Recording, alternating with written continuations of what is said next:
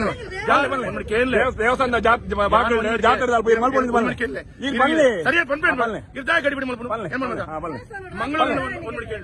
ಮಂಗಳೂರಿನ ಸಾರ್ವಜನಿಕ ಸ್ಥಳದಲ್ಲಿ ದೇವಸ್ಥಾನದ ವಟಾರದಲ್ಲಿ ಜಾತ್ರೆ ನೀವು ಸಾರ್ವಜನಿಕ ಸ್ಥಳದಲ್ಲಿ ಮಾಡಬಾರ್ದು. ನೀವು ಇಲ್ಲಿ ಮಾಡೋದು ಸರಿಯಲ್ಲ.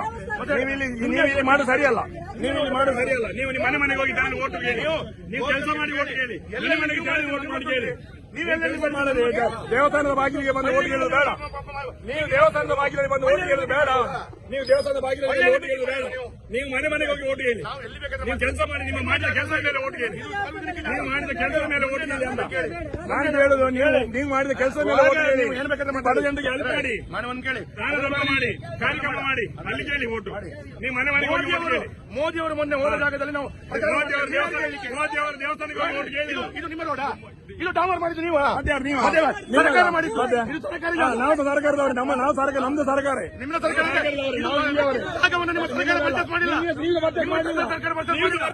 ನೀವು ಪರ್ಚೇಸ್ ಮಾಡಿದಿರಿ.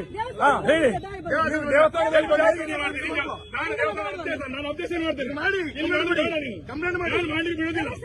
ಖಂಡಿತ ಮಾಡ್ತೇನೆ ಕಂಪ್ಲೇಂಟ್. ಮಾಡಿ ಹೋಗಿ, ನೀವು ಮಾಡಿ ನೋಡು, ನೀವು ಪ್ರಚಾರ ಮಾಡಿ ನೋಡು, ಮಾಡಿ.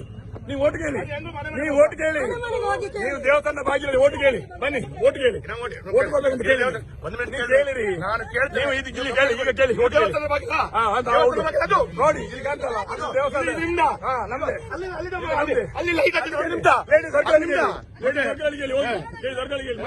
ಕೇಳಿ. ನೀವು ಮಾಡಿದ ಕೆಲಸವನ್ನು ಮಾಡಿ ಕೇಳಿರಿ. ನೀವು ಇಲ್ಲಿ ಅಂತ ದೇವಸ್ಥಾನ ಬಾಗಿಲು ಓಟ್ ಕೇಳಿ.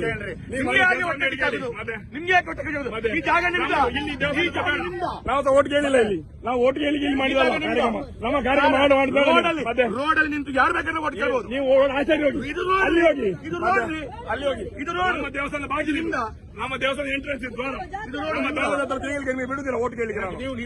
ನೀವು ಬಿಡುದಿಲ್ಲ ಅಂತ ನಾನು ಬಿಡುದಿಲ್ಲ.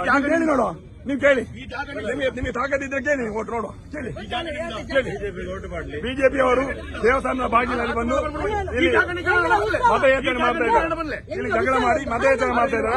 ವೇದವ್ಯಾಸ ಮತ್ತು ಮಂಗಳೂರಿನ ಶಾಸಕ ಇಲ್ಲಿ ಓಟ್ ಕೇಳಿದ್ದಾರೆ.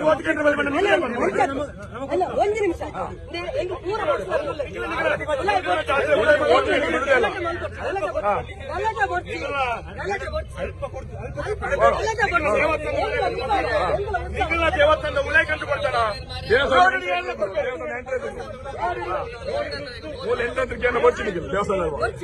ದೇವಸ್ಥಾನ ಮಾಡ್ಕೊಂಡು ಬಚ್ಚಿ ಹೆಂಗ್ ಇರೋದು